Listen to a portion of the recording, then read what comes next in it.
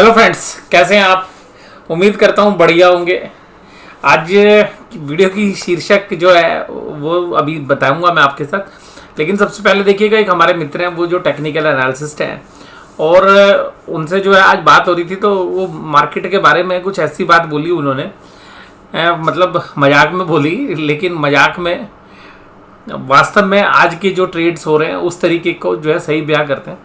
वो कह रहे कि जी मार्केट को कुछ ऐसा हो रखा है कि जैसे मतलब पहले ड्रिंक करता है अच्छे से, और फिर जो है अपनी गाड़ी चलाता है, और फिर थोड़ी देर बाद उसका जब नशा उतरता है तो बाजार उतर जाता है, और फिर बाजार उतरता है तो फिर दोबारा से ड्रंक एंड ड्राइव वाली जो सिचुएशन है वो हो जाती है।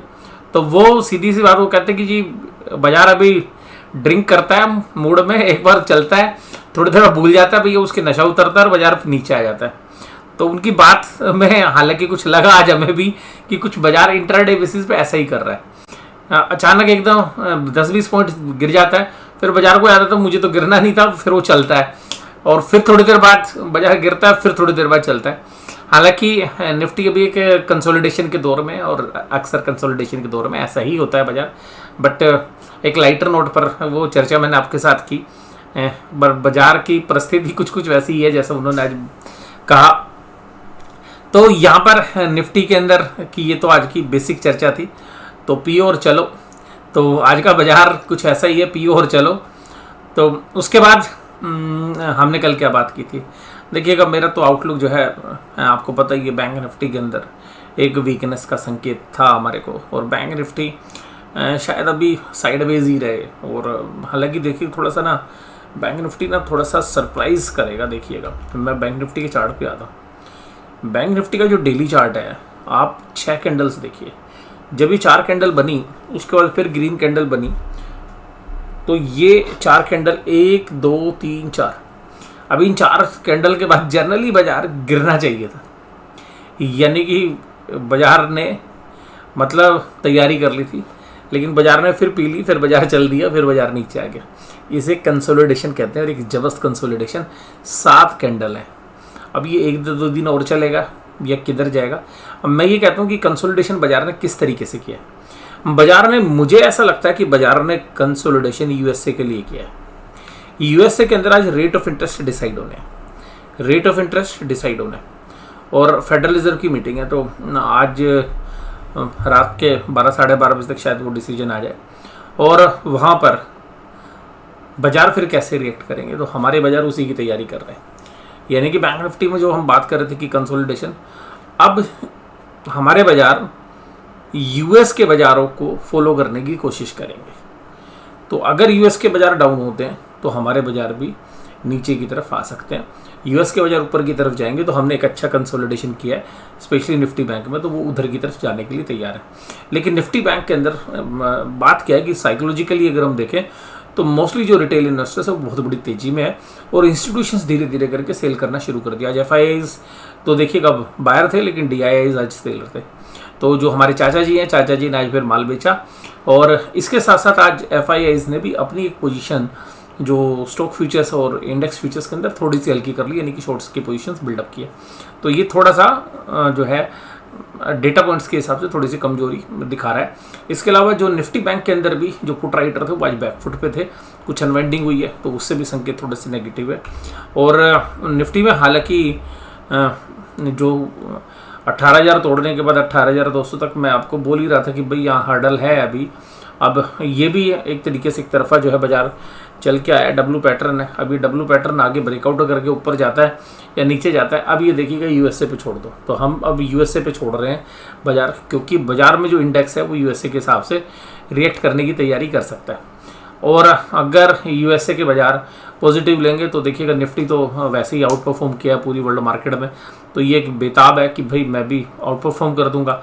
लेकिन अगर यूएस गिर गया कल और आज मतलब आज रात को, और फिर उनके जो डायरेक्शंस होंगे तो वो यहाँ पर आपके सामने आएंगे। अगर यूएस में देखिएगा 0.75% की जो रेट ऑफ इंटरेस्ट है वो बढ़ने की जो चांसेस हैं, अगर वो होता है तो देखिए वो यूएस की इकोनॉमी को स्लो जो है करने की पूरी कोशिश हो रही है। और रीज़न ये है कि उनके साथ जो बेसिक चीज़ें हैं वो बहुत सारी जो है चाइना से आती थी, और चाइना में जो जीरो कोविड पॉलिसी है उसके बाद वहाँ पे इन्फ्लेशन जो है यूएस के अंदर जो सामान आता था वो अब उपलब्ध नहीं हो रहा। अगर वर्ल्ड की दूसरी कंट्रीज से भी लेते हैं तो वहाँ से काफ़ी महंगा आता है। तो अल्टीमेटली यूएस के बाज़ारों में अभी भी महंगाई है, और उस महंगाई को रोकने के लिए यूएस के अंदर जो फेडरल रिजर्व है शायद आज इंटरेस्ट रेट बढ़ाएं, तो जिसकी वजह से यूएस के अंदर इकोनॉमी के अंदर जो है थोड़ा सा स्लो जो है पेस के साथ ग्रोथ होने की संभावना हो सकती है, और या वो ग्रोथ हो ही ना डी ग्रोथ हो जाए।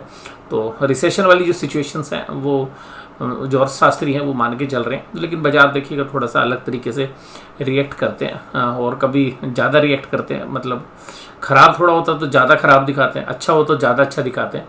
तो अभी बाज़ार, मुझे पर्सनली ऐसा लगता है कि बाज़ार के अंदर जिस तरीके के ट्रेड थे आज, मतलब पूरे दिन या पिछले 6-7 दिन का बैंक निफ्टी अगर आप देखेंगे तो वो कुछ कुछ इसी तरीके के संकेत है। तो अभी आपको जो डेटा पॉइंट्स हैं वो वहाँ से ही देखने पड़ेंगे, और पूरे चांसेस हैं देखिएगा डब्ल्यू पे ब्रेकआउट होने के भी चांसेस रहते हैं, और यहाँ से जो है ब्रेक डाउन होने के भी चांसेस रहते हैं। तो दोनों संभावना है, और ब्रेक डाउन होगा तो थोड़ा सा शार्प होगा, ये ध्यान रखिएगा, क्योंकि अगर रेट ऑफ इंटरेस्ट बढ़ता है और उसके बाद यूएस मार्केट में कोई फॉल आता है तो शायद अब हमारे बाजार आउट परफॉर्म नहीं करेंगे। जैसे अभी पिछली गिरावट में आपने देखा था, जब यूएस के बाजार गिर रहे थे तो हम आउट परफॉर्म कर रहे थे, हम यूएस के बाजारों की गिरावट के साथ नहीं गिर रहे थे।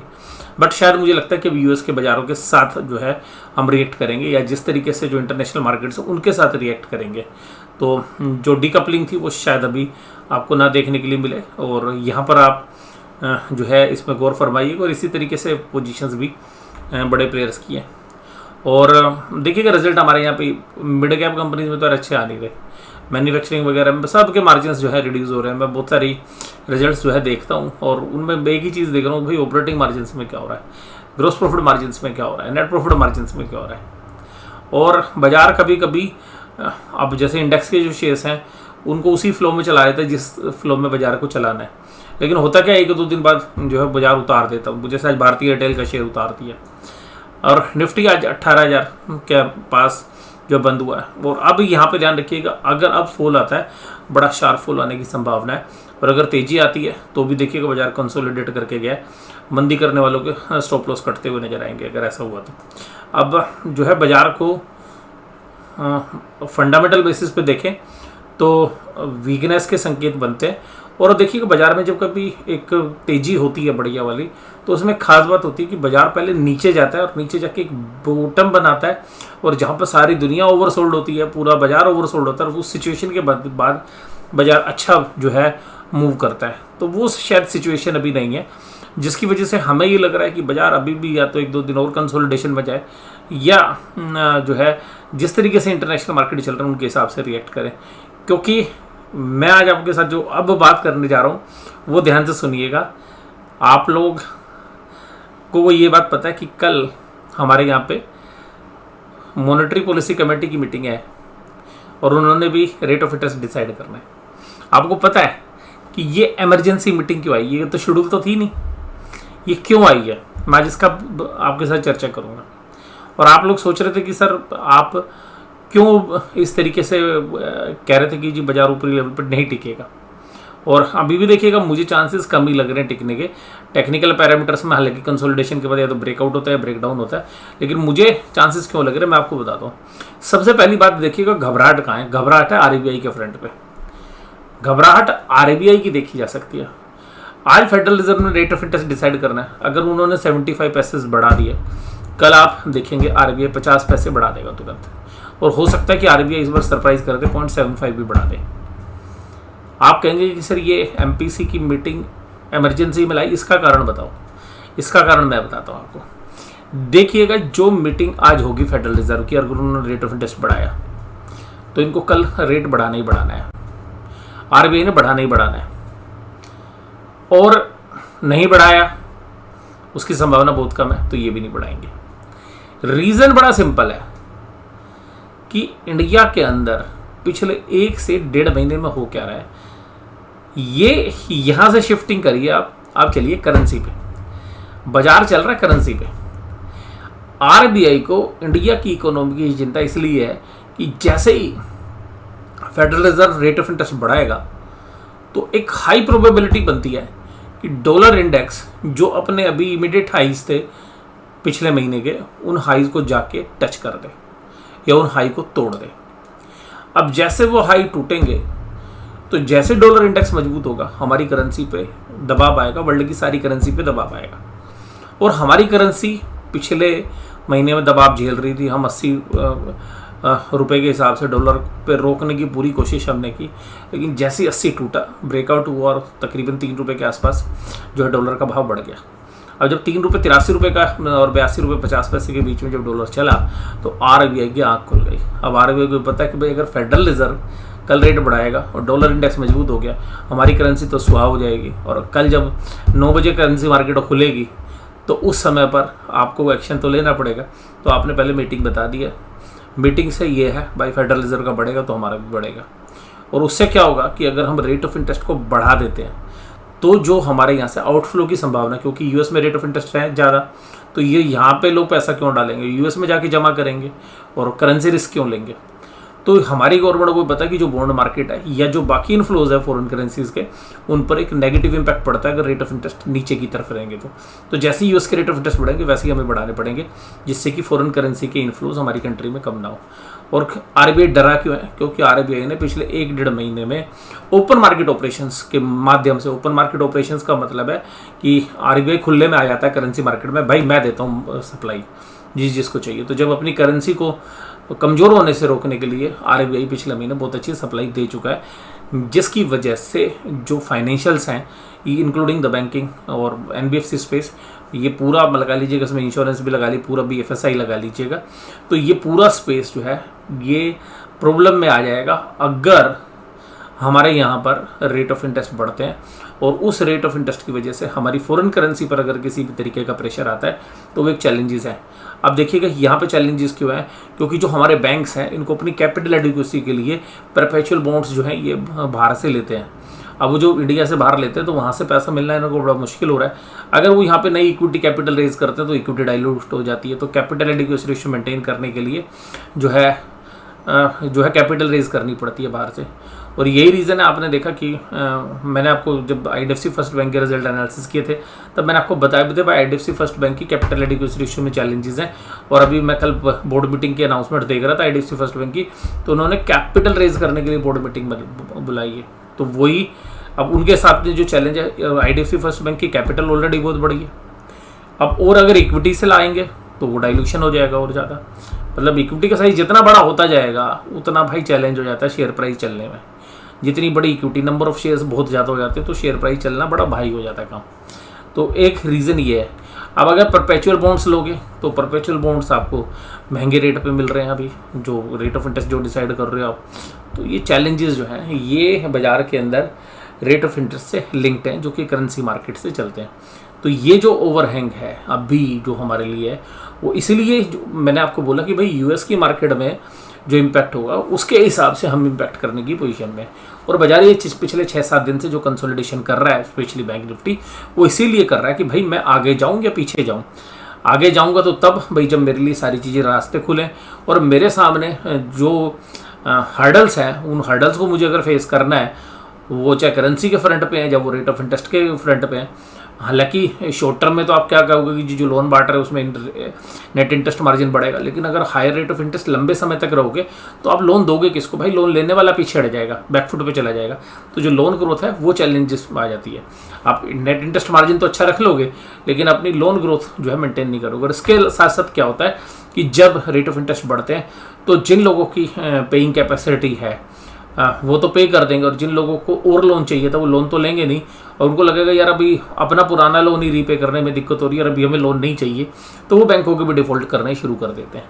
तो ये जो है चैलेंज भी। और इस सब आपने देखा पिछले 1 साल के अंदर जो रिटेल लोन बुक है बैंकों की, उससे कोई बैंकों ने कोई बहुत अच्छी परफॉर्मेंस नहीं दी है। जो भी आ रहा है वो कॉर्पोरेट लैंडिंग से या होलसेल बैंकिंग से ही बैंक अच्छा कर रहे हैं। तो आपको लगता है कि ये सारी बातें जो हैं अगर आपको समझ में नहीं आई है तो एक बार दोबारा से वीडियो देख लेना। मैंने बड़े आसान भाषा में आपको इकोनॉमिक्स समझाने की कोशिश की है। ये सब चीज़ें इकोनॉमिक्स की हैं, लेकिन शेयर बाज़ार में जब आते हैं तो भाई सारी इकोनॉमिक्स भी और सारा बिजनेस भी और सारी साइकोलॉजी भी और सारी पॉलिटिक्स भी और सारी ज्योग्राफी भी, सबके भाव भी सब सीख जाते हैं। यानी कि जो स्कूल में पढ़ने में या कॉलेज में पढ़ने में जिन चीज़ों में इंटरेस्ट नहीं होता, जब शेयर बाज़ार में अपने पैसे लगते हैं ना तो सब चीज़ों में इंटरेस्ट आना शुरू हो जाता है। तो जो लोग शेयर बाजार में पैसा लगाते हैं उनका ज्ञान भी बढ़ता है, और वो इसीलिए बढ़ता है क्योंकि जब भाई अपने पैसे लगे ना तो ध्यान रखना पड़ता है भाई मेरे कंपनी के ऊपर या मेरे शेयर्स के ऊपर क्या इम्पैक्ट हो सकता है। अब निफ्टी 50 देखिएगा भैया, मैं चर्चा कर चुका हूँ आज कहाँ से चला भाई। रिलायंस ना बड़ा रेंज में चल रहा है, अभी कभी रिलायंस की भी चर्चा करूँगा कि भाई रिलायंस का शेयर चल क्यों नहीं रहा इतने अच्छे फंडामेंटल्स होने के बाद। ठीक है, आज का नहीं, आज मैंने बैंक पे चर्चा कर ली, आप मेरे को रिमाइंड करा देना, अगर ना करूँ तो 1 या 2 दिन बाद मैं आपको बताऊंगा कि रिलायंस में क्या हो रहा है। आईटीसी देखिएगा 354 ब्रेकआउट किया था, और भाई अब आईटीसी ना यहाँ से ध्यान रखना, अब वो नहीं है जो हम भाई साहब 200 रुपये 220 पे 230 पे हम दिल खोल के रोज बोलते थे भाई आईटीसी लेना आईटीसी लेना है। जब आईटीसी कोई नहीं लेता था, सब लोग आईटीसी का मीम्स बनाते थे भाई आईटीसी 200 रुपये का नोट, उस समय पर मैं बहुत बुलिश था भाई। अब मेरे लिए फेयर वैल्यू आ गई है, अब मेरा ज़्यादा इंटरेस्ट नहीं है आईटीसी में इस टाइम पे। सन फार्मा कल अच्छे रिजल्ट के बाद आज चलता हुआ, मैंने आपको बताया अभी तक कुछ मैंने अपनी होल्डिंग सेल भी की थी कल, बट ये तो बाजार है, होता ही है। हिंडाल्को और टेक महिंद्रा और ये सब तेज थे। इन्फोसिस, भारतीय Airtel, Bajaj finance, Maruti Suzuki, HUL. कल इन्फोसिस में अच्छा रनअप था, टीसीएस में भी आज थोड़ा सा सॉफ्ट होते हुए नजर आए, और एडवांस डिक्लाइन रेशो बराबरी पे था। हिंडाल्को, सन फार्मा, आईटीसी, टेक महिंद्रा, ओएनजीसी, रिलायंस इंडस्ट्री सब तेजी में थे, और भारतीय एयरटेल 3% की गिरावट। देखो ये होता है बाजार में, रिजल्ट आया, सेटअप बना रखा था, ये लो जी ऊपर कर दिया। भारतीय एयरटेल देखिएगा एक अच्छी स्टोरी है, जब इनकी बैलेंस शीट देखते ना यार, लोन बुक देखते ना, लोन जब देखते ना तो दिमाग चकरा जाता है। अपोलो हॉस्पिटल 2.84%, मारुति सुजुकी, आइसर मोटर, ब्रिटेनिया सब कमजोरी में थे। कल डीवीज अच्छा चल रहा था, आज गिरता हुआ नजर आया। एचसीएल टेक, हीरो मोटोकॉर्प और हिंदुस्तान यूनिलीवर सब कमजोर थे। निफ्टी बैंक 41,116 दिन भर आज ना भाई ये घूमता रहा, ये रोज यही हो रहा है, 3-4 दिन से यही हो रहा है। या भैया 41 तोड़ देता, और या भाई ऊपरी लेवल पे तो सेलिंग आ रही है, तो बहुत अच्छे चांसेस हैं कि भाई यूएस जैसा रिएक्ट करेगा वैसे आपको रिएक्शन मिलना चाहिए। यूएस के बाज़ारों में भी अच्छा रनअप हो चुका है, तो हो सकता है कि यूएस के बाज़ार भी सॉफ्ट हो जाए। 500 जो है उस पर भी खड़ा हुआ है, वो 500 जैसे टूटेगा तो वहाँ पे टेक्निकली वीकनेस आ जाएगी डाउ जोन्स के अंदर। आप कहेंगे सर 500 क्या, वही बताता हूँ, 500 रुपये के नोट की बात नहीं कर रहा। निफ्टी बैंक, और ये मैं आपके साथ चर्चा कर चुका हूँ। एचडीएफसी बैंक देखिएगा पिछले 5-6 दिन से संभाल लिया। अब भाई ये बैंक निफ्टी कब कमजोर होगा, जब 1500 तोड़ेगा एचडीएफसी बैंक। हालांकि एचडीएफसी बैंक के आज चार्ट के ऊपर जो पैटर्न है, डेली चार्ट के ऊपर थोड़ा सा पोज टू नेगेटिव बना है। कोटक महिंद्रा आज 1900 तोड़ गया था एक बार, फिर दोबारा से भाई मैनेज तो करना था ना बाजार को, ये उठ के आ गया। एसबीआई बहुत दिनों के बाद आपको थोड़ा सा कमजोर नजर आ रहा है। आईसीआई बैंक क्या काफ़ी दिनों से कमजोर है। एक्सिस बैंक 2-3 दिन से कमजोर है। अब एक्सिस बैंक में शायद थोड़ा सा पुल बैक आपको 1-2 दिन में देखने के लिए मिले, और वैसे तो अभी कल क्या है कि इवेंट बेस है, तो इवेंट के हिसाब से काम कर सकते हैं। आईसीआई बैंक देखिएगा टेक्निकली कमज़ोर हो रहा है, वो हालांकि 4-5 दिन हो गए, हो सकता है टेक्निकल बाउंस आ जाए, बट मैं अगर आईसीआई की बात करूँ तो आईसीआई ये कहना चाह रहा है भाई, उसका मन कर रहा है मैं 900 रुपये तोड़ दूँ, 900 तोड़ दूँ, 900 तोड़ दूँ, मतलब ऐसी वीकनेस दिखा रहा है, 900 तोड़ने के लिए बेताब हो रहा है, हुआ जा रहा है। अब 4-5 दिन गिर चुका भाई, अब शायद एक दिन थोड़ा सा खड़ा होने की कोशिश करे। बट कल क्या है, जो भी बाजार है वो मुझे लग रहा है कि इस जो इवेंट है इसका इंतज़ार कर रहा था, हमारे इवेंट का भी। और मैंने अपना बता दी भाई, जो यूएस करेगा वो इंडिया को करना है, और यूएस पहले बिहाइंड द कर्व है। तो हम मान लें कि इस बार हमने अपनी इकोनॉमी अगर हम देखें तो हमने काफ़ी जो है अच्छे स्टेप्स पहले से उठा रखे हैं, तो हम जो है जो ताकत है हमारी वो मतलब अमेरिका के सामने अभी तक तो हम लड़ लिए, लेकिन अब देखिएगा हमारे सामने चैलेंजेस आ रहे हैं करेंसी के फ्रंट से। अगर हमारी करेंसी वीक नहीं होती ना भाई, अभी हम लड़ते और फिर हमारा आरबीआई भी इतनी टेंशन नहीं लेता, लेकिन आरबीआई को पता चला भाई अपनी करेंसी बचानी है, तो आ जाओ भाई कल ही मीटिंग करने के लिए। Federal bank, AU small finance bank, HDFC bank, ये 3 तेज थे, बाकी सब मंदे थे। कैश मार्केट में आज 1436 करोड़ की बाइंग कर दी भाई एफआईज ने, लेकिन भाई डीआईएस आज बराबरी पे खड़े हो गए। कल 2609 करोड़ की थी एफआईज की बाइंग, ये 730 करोड़ ही सेल करके गए थे चाचा जी, लेकिन आज चाचा जी भी एग्रेसिव हो गए, और आज एफआईज भी थोड़ा सा बैकफुट पे आगे इंडेक्स फ्यूचर बेच गए और स्टॉक फ्यूचर भी बेच गए। और हालांकि उन्होंने 2200 करोड़ की इंडेक्स में ऑप्शंस बाय किए हैं, तो बहुत बड़ा फिगर्स तो नहीं है एफआईआईज के हिसाब से, हमारे लिए तो बहुत बड़ा है, लेकिन एफआईआईज के हिसाब से बहुत बड़ा फिगर नहीं है। और ऑप्शन के डेटा जो है फ्यूचर्स के डेटा से बहुत बड़े हैं और इन ऑप्शंस में दोनों साइड के ऑप्शंस होंगे और बाजार मूव नहीं कर रहा है हेजिंग के लिए। शायद हमें लगता है कि जो ये वाले जो दिन था जो कल से उसमें काफ़ी पुट खरीदी गई होंगी और आज तो बराबरी के सौदे होंगे जिस तरीके की पोजीशंस हैं। तो बाजार की दोनों साइड के मूव की पोजीशंस FIIs ने बना रखी है जो कंसोलिडेट हुए बाजार उसमें। पुट कॉल रेशियो 0.96 और 1.04। तो निफ्टी न्यूट्रल है। बैंक निफ्टी में थोड़ा सा ऑप्शन राइटर डरे हुए पुट बेचने वाले तो बैकफुट पे हैं। Dow Jones 32,570। अभी जब मैंने वीडियो स्टार्ट की 32,520 पे काम कर रहा था तो मैं इस 500 की बात कर रहा था, 32,500 के 500 की। ब्रांड क्रूड 94 पे। ऑप्शन चेन के डेटा क्या कह रहे हैं? ऑप्शन चेन देखिएगा 18,000 के ऊपर पुट अनवाइंड हुई, हालांकि मामूली सी हुई। 18,100 पे भी पुट अनवाइंड हुई और यहाँ पे 18,100 में कॉल राइटिंग हो गई। तो कॉल राइटिंग हो गई और पुट अनवाइंड हो रही है और कॉल देखिएगा सारी राइट हो रही है आगे तक के प्राइस में और पुट अनवाइंड हो रही है। तो ये इंडिकेट कर रहे हैं भाई बाजार कमज़ोर है। और इसी तरीके से कॉल राइटिंग में देखिए 41,500 की कॉल राइटिंग में तो अनवाइंडिंग होगी, लेकिन बाकी जगह पर कॉल राइटिंग जो है हो रखी है और पुट हर जगह अनवाइंड हो गई है। तो इसका मतलब है पुट राइटर आज फिर घबराए हुए हैं। तो पुट राइटर को भी लग रहा है भाई 41,000 टूट सकता है। हालांकि 41,000 पे भी खड़े हुए हैं 73,000 कॉन्टैक्ट, लेकिन 41,500 पे 1,49,000 कॉन्टैक्ट। तो हो सकता है कि कल आपको 41,000 मॉर्निंग सेशन में टूटता हुआ नजर आए। हालांकि सोमवार के पिछले शुक्रवार को 40,800 और 41,000 के बीच में बाजार ने अच्छा कंसोलिडेशन किया था। कोई भी मेजर कमजोरी आएगी 40,800 के बाद आएगी, नहीं तो हमें लगता है कि 40,800 और 41,500 के बीच में बाजार घूमता रहेगा कल भी। तो आज की चर्चा बस इतनी ही है। आपको एनालिसिस कैसा लगा जरूर से जरूर मुझे बताइएगा। वीडियो देखने के लिए धन्यवाद। Thank you very much.